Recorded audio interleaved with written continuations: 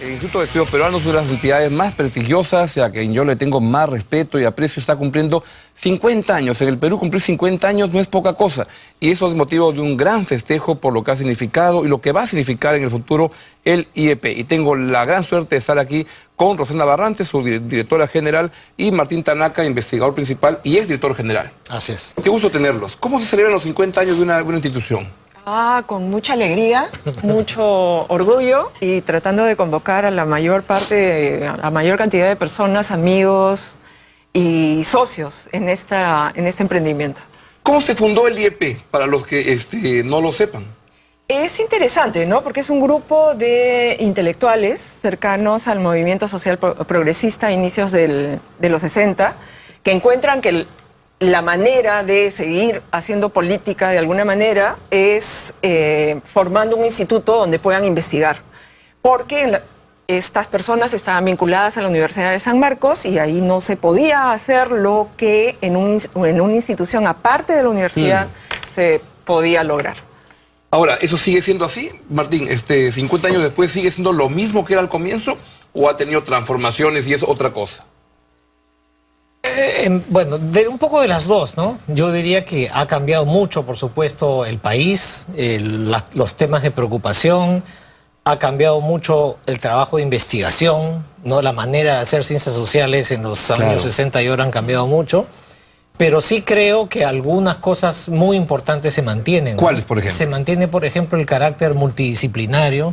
O sea, los fundadores, fíjate, eran José Matos Mar, antropólogo, José María Arguedas, que era literato. Augusto Sebastián Salazar Bondi, un filósofo, Alberto Escobar era un lingüista, ¿no? Bravo Bressani era un ingeniero, trabajando temas de economía, ¿no? Poco tiempo después entra Julio Kotler, en fin. Yo diría que ahora eso se mantiene, ¿no? En la institución tenemos economistas, antropólogos, historiadores, sociólogos. Creo que otra cosa que se mantiene es el intento de pensar los principales problemas del país, ¿no? Mientras que, por ejemplo, en una universidad que está organizada por facultades, uno trabaja por su especialidad. Mientras acá hacemos el intento, ¿no es cierto?, por lo menos, de pensar en problemas y abordarlos desde diferentes disciplinas, ¿no? Y esta multidisciplinariedad, me salió la palabra, implica en muchos campos, y eso está muy bien.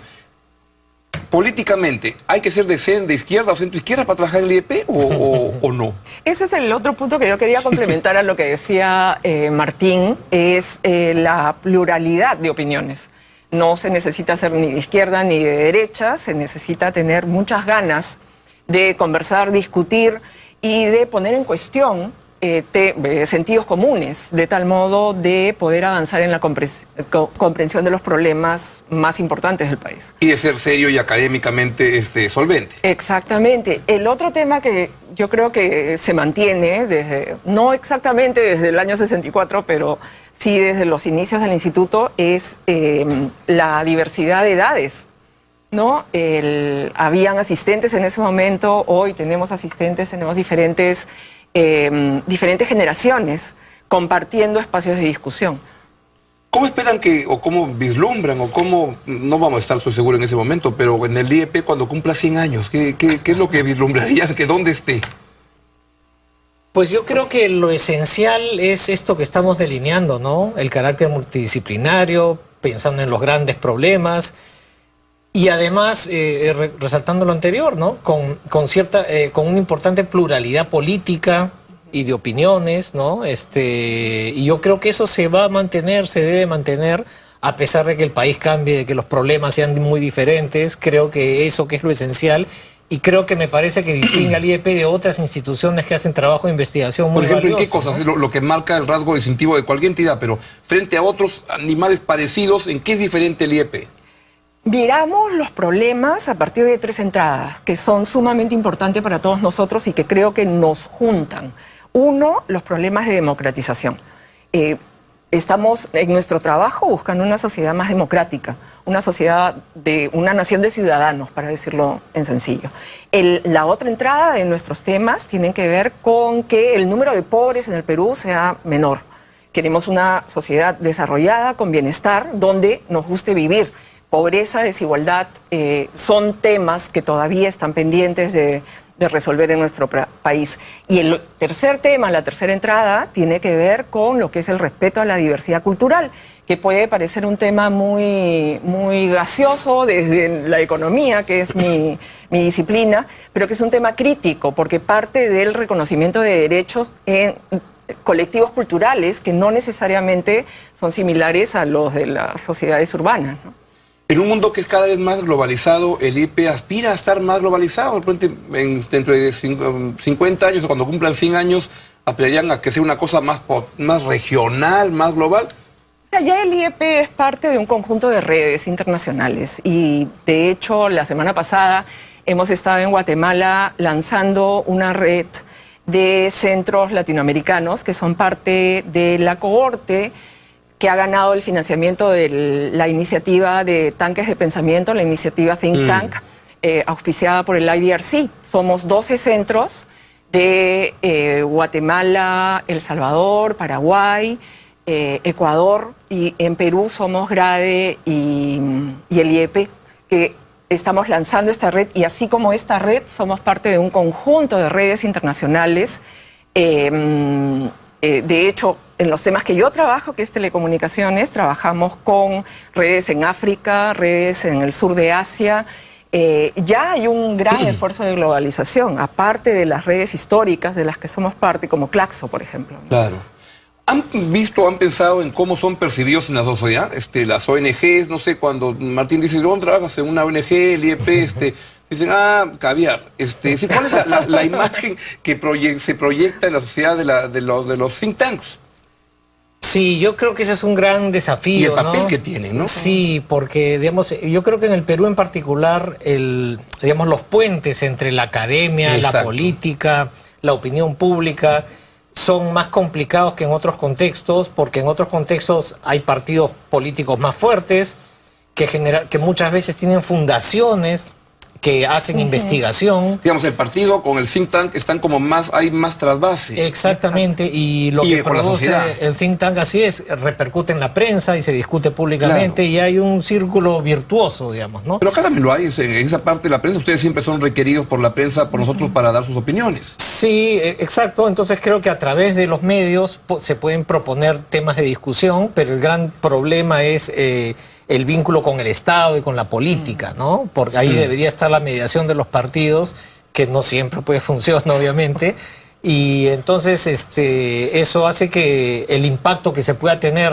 a las políticas públicas en concreto sea más complicado, pero como dices, aportamos al debate en general, y uno mira, pues no sé, los académicos, los investigadores del instituto, para temas pues de consulta previa, está Ramón Pajuelo, está Jürgen Golte, sobre temas económicos, descentralización, Efraín González, en fin, Fernando Rospigliosi ha sido investigador del instituto, en fin, claro, Carolina Trivelli, que ha sido ministra recientemente. ¿Es la única ministra que ha habido del instituto o han habido varios? No, Cecilia Blondet. Cecilia Blondet, claro, y el mismo Fernando Rospigliosi, ¿no? Así es. Fernando, por supuesto, claro. Así es, varios. ¿Y aspiran a tener más ministros? o dicen mejor no, porque pierden gente, porque se va gente. Ese es un tema que es súper importante en el instituto, que cada investigador es responsable de sus opiniones, de sus investigaciones, y es parte de este colectivo. Entonces, si hay investigadores que entienden que lo mejor que pueden hacer en una determinada coyuntura, como fue el caso en su oportunidad de Carolina Trivelli, es apoyando la función pública, bienvenido sea, porque además cuando retornan al instituto trae una experiencia, pero riquísima. Experiencia riquísima, muchas preguntas, muchos contactos. Y otra visión de las cosas, que a veces el académico se queda en la academia y no mira cuando dicen la guitarra y el cajón, pues no. Exacto. Ahora, dicho esto, la única manera de tener función pública no es siendo ministro, ¿no es cierto? Claro. Tenemos 2 investigadores que son parte del Consejo Nacional de Educación, Carmen Montero, Ricardo Cuenca.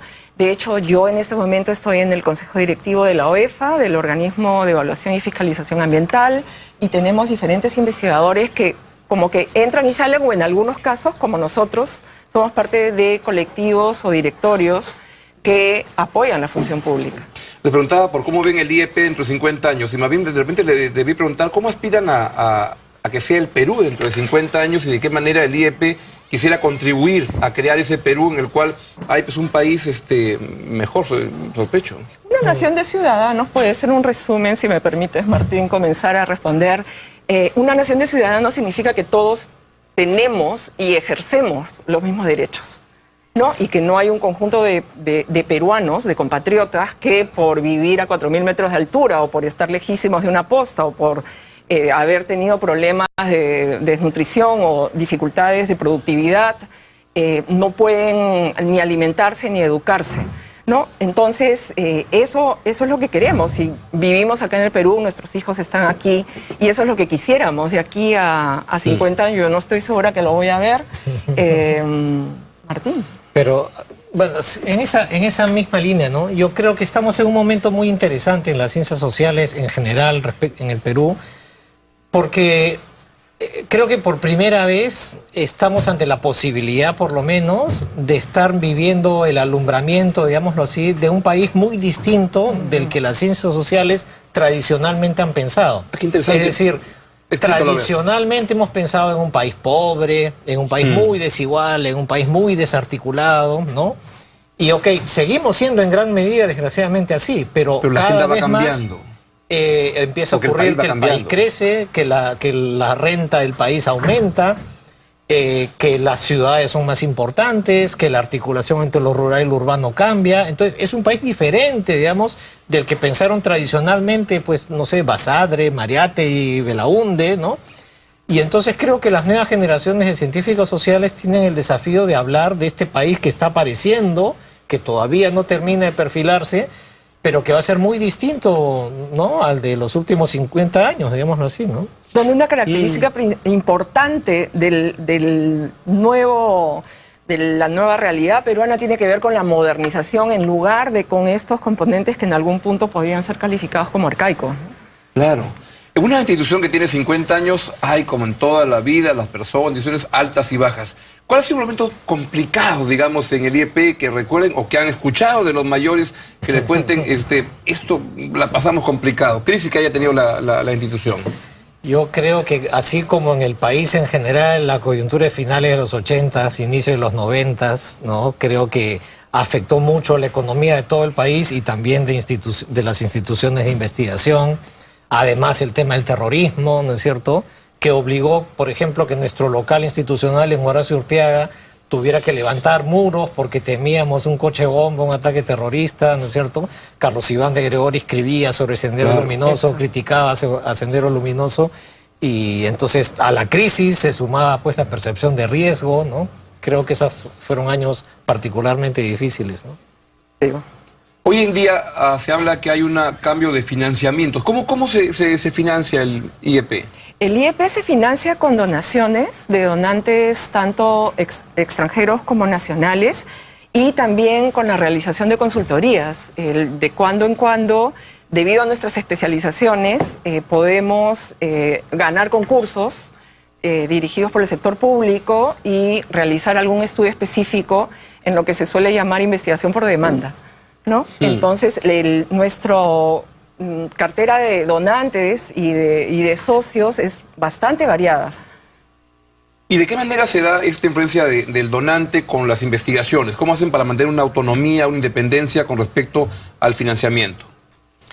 Bueno, obviamente los donantes tienen sus prioridades temáticas y ellos convocan, digamos, en función de los temas que a ellos les interesa. No regalan la plata sino más. Exactamente, y digamos, y allí nosotros somos selectivos de si es que seguimos esas prioridades que ellos definen, y si hay coincidencia, pues es bienvenido, y si no, pues se deja pasar, y si es que hay coincidencia, lo importante es asegurar una relación con la financiera que te garantice total imparcialidad, total independencia en tu trabajo y que no va a haber ninguna interferencia en los resultados, ¿no? Yo creo que ese es un tema importante que se debe discutir mucho más sobre las ciencias sociales en general y la ciencia en general en el país, ¿no? Porque si uno compara Perú con otros países, creo que saca la conclusión de que el sector público, que debería participar en el financiamiento de la investigación, hace muy poco comparados con los países vecinos. Entonces, si queremos reducir la dependencia de fuentes extranjeras, pues el Estado mismo debería promover financiamientos a la investigación científica, ¿no? Constituir una red nacional de investigadores, un fondo nacional de investigación como tienen otros países. Nosotros aspiramos a ser un país de renta alta, como es Chile y Uruguay en la región.